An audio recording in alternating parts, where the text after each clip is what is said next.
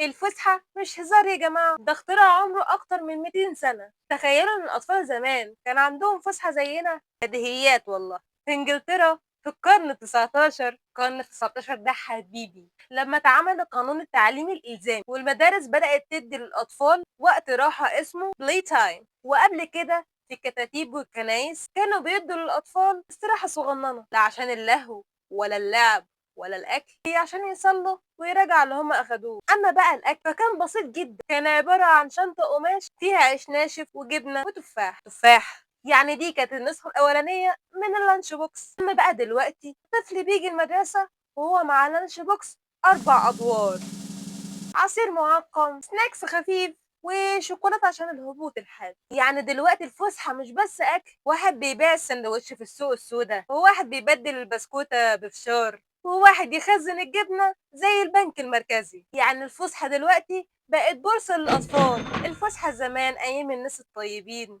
عباره عن كيس ومطبق سندوتش قاعد بيبصلك كده. اما دلوقتي اللانش بوكس ذات نفسه بقى اغلى من اللي جوه السندوتش. كنت معاكم في الدولاب.